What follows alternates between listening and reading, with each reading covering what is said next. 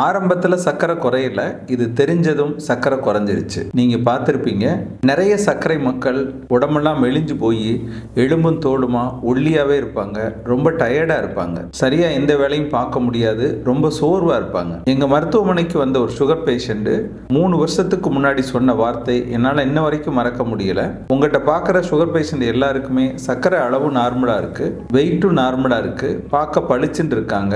ஆனால் என்னையை பாருங்களேன், எலும்பும் தோலும் இருக்கிறேன், என்னையும் அவங்கள மாதிரி வெயிட்டா கொண்டுட்டு வந்துருங்க சார் அப்படின்னு சொன்னாரு. சர்க்கரை மக்களுக்கு இந்த மாதிரி வெயிட் லாஸுக்கு, அதாவது உடல் எடை குறையிறதுக்கு காரணம் என்ன? சர்க்கரை மக்களுக்கு இந்த வெயிட் லாஸ் அப்படிங்கிறது ஒரு எச்சரிக்கை. புயல் வர்றதுக்கு முன்னாடி ஒரு எச்சரிக்கை கொடுப்பாங்கல்ல, ரெட் அலர்ட், அந்த மாதிரி எச்சரிக்கை. அந்த மாதிரி இது ஒரு ரெட் அலர்ட். இந்த மாதிரி வெயிட் குறையாம இருக்க சர்க்கரை மக்கள் என்ன செய்யணும்? இதை பத்தி தான் இந்த வீடியோல நம்ம பேச போறோம். சர்க்கரை மக்களுக்கு மிக முக்கியமான வீடியோக்கள்ல இதுவும் ஒண்ணு. அதனால வீடியோவை ஆரம்பத்திலேருந்து முடிவு வரைக்கும் ஸ்கிப் பண்ணாம பாருங்க. நான் டாக்டர் மணிவண்ணன், ஸ்ரீ பார்வதி சர்க்கரை நோய் மருத்துவமனை, காரைக்குடி.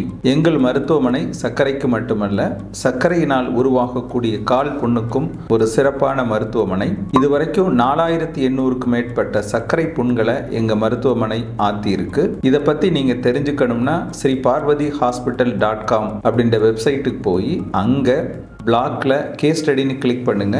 போட்டோ ஆதாரத்தோட கொடுத்துருக்கோம், நீங்களே பார்த்து தெரிஞ்சுக்க முடியும். எங்க சேனல் மூலம் கிடைக்கிற பணம் ஏழை சர்க்கரை குழந்தைகள் இன்சுலின் வாங்க பயன்படுத்துறோம். அதனால அவசியம் சப்ஸ்கிரைப் பண்ணி பாருங்க. நம்ம சேனல் பார்க்குற ஒருத்தர் கமெண்ட்ல ஒரு கேள்வி கேட்டிருந்தார். அந்த கேள்விக்கு பதில் சொல்லிட்டு நம்ம வீடியோக்குள்ள போவோம். டாக்டர், எனக்கு 3 மாசமா சர்க்கரை இருக்குது, நான் மாத்திரையே சாப்பிடல, உடல் எடையும் குறைஞ்சிக்கிட்டே போகுது, என்ன செய்யலாம் சொல்லுங்க சார்? உங்க கேள்வியிலே பதில் இருக்கு. சர்க்கரை மாத்திரை சாப்பிடல, அதனால உங்களுடைய யூரின் வழிய சர்க்கரை வெளியேறிக்கிட்டே இருக்கு. உங்க உடம்புல குளுக்கோஸும் கொழுப்பு சத்தும் சேமிக்கப்பட்டிருக்கும். நீங்க சர்க்கரை கட்டுப்பாட்டில் இல்லைன்னா இந்த குளுக்கோஸும் கொழுப்பு சத்தும் கரைஞ்சு குளுக்கோஸா மாறி யூரின் வழிய போய்கிட்டே இருக்கும். அதனால உங்க உடம்பு மெலிஞ்சுக்கிட்டே போகும். இதை பத்தி தான் இந்த வீடியோல நம்ம விரிவா பேச போறோம். ஒரு வருஷத்துக்கு முன்னாடி ஒரு 45 வயசுக்காரர் என்கிட்ட வைத்தியம் பார்க்க வந்திருந்தார். சார், நான் நல்லா சாப்பிட்றேன், ஆனா வெயிட்டே போட மாட்டேங்குது. பார்க்குறவங்க எல்லாம் என்ன இப்படி மெலிஞ்சு போயிட்டீங்க அப்படின்னு கேட்குறாங்க. என்னுடைய உடல் எடை கொஞ்சம் கொஞ்சமா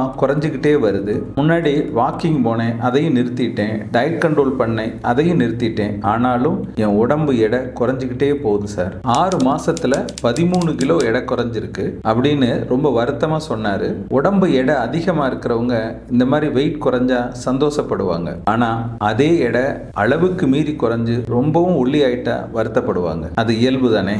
இவரை பொறுத்தளவு வெயிட் லாஸ் அப்படிங்கிறது அவர் உடம்பு அவருக்கு கொடுக்கிற எச்சரிக்கை. அவருடைய பிரச்சனைகள் என்ன அப்படிங்கிறது ஒரு பட்டியலே சொன்னார். அதை அப்படியே சொல்றேன், கேட்டுக்கோங்க. எனக்கு சர்க்கரை 6 வருஷமா இருக்கு, 1 வருஷமா கண்ட்ரோலே இல்லை. இந்த 6 மாசத்துல 13 கிலோ எடை குறைஞ்சிருக்கு. உடம்பு ரொம்ப சோர்வா இருக்கு. வெறும் வயிற்றுல சர்க்கரை எடுத்தாலும், சாப்பிட்டு 2 மணி நேரம் கழிச்சு சர்க்கரை எடுத்தாலும் அந்த அளவு ரொம்பவும் ஜாஸ்தியா தான் இருக்கு. 3 மாச ஆவரேஜ் சர்க்கரையோட அளவு, அதாவது HbA1c சொல்லுவோம்ல, அதோட அளவும் அதிகமாக தான் இருக்கு.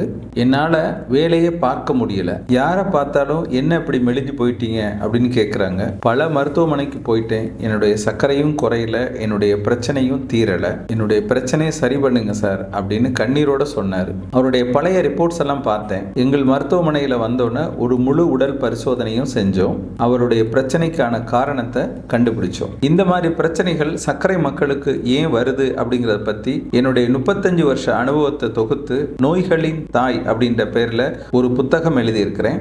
இந்த புத்தகம் உங்களுக்கு வேணும்னா இந்த டிஸ்பிளேல தெரிகிற நம்பருக்கு நீங்க ஃபோன் பண்ணியோ அல்லது வாட்ஸ்அப்ல புக் வேணும் அப்படின்னு ஒரு மெசேஜ் போட்டோ கொரியர் மூலம் இந்த புத்தகத்தை பெற்றுக்கொள்ளலாம். அவரை பரிசோதனை பண்றப்ப அவர் உடம்புல தேவையான அளவுக்கு இன்சுலின் இருந்துச்சு. ஆனா அந்த இன்சுலின் சர்க்கரையை குறைக்கல. அதாவது அந்த இன்சுலினை அந்த உடம்பு யூஸ் பண்ணவே இல்லை. இதுக்கு பேரு இன்சுலின் ரெசிஸ்டன்ட், அதாவது இன்சுலின் எதிர்ப்பு தன்மை. எங்க சேனல் முழுக்க முழுக்க மருத்துவ அறிவியல் அடிப்படையாக கொண்டுதான் ஒவ்வொன்றையும் நாங்க சொல்றோம். இந்த இன்சுலின் ரெசிஸ்டன்ட் அப்படின்னா என்ன அப்படிங்கறத பத்தி டிஸ்கிரிப்ஷன்ல லிங்க் கொடுத்திருக்கிறேன், நீங்க படிச்சே தெரிஞ்சுக்கலாம். இந்த மாதிரி இன்சுலின் எதிர்ப்பு தன்மை இருக்கிற சர்க்கரை மக்களுக்கு பாடியில இன்சுலின் சுரப்பு சரியா இருக்கும். ஆனா உடம்பு அந்த இன்சுலினை பயன்படுத்த முடியாது. அதாவது நம்ம சாப்பிடுற சாப்பாட்டுல உள்ள சர்க்கரையை இன்சுலின் எடுத்துட்டு போய் செல்களுக்குள்ள புகுத்தாது. இதனால ரத்தத்துல சர்க்கரையோட அளவு அதிகமாகவே இருக்கும். இந்த மாதிரி ரத்தத்துல அதிகமா அதிகமாக சர்க்கரை இருக்கிறதுனால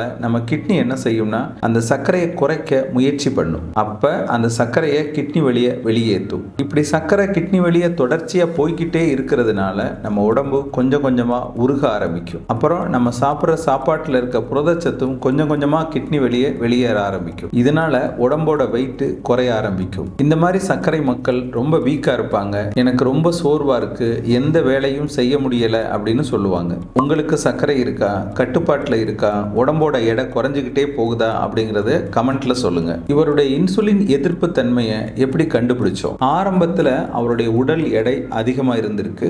அவருடைய கழுத்தை பார்க்குறப்ப அங்க அகந்தோசிஸ் அப்படின்ற ஒரு நோய் இருந்திருக்கு. இந்த படத்தில் காட்டுறேன் பாருங்க.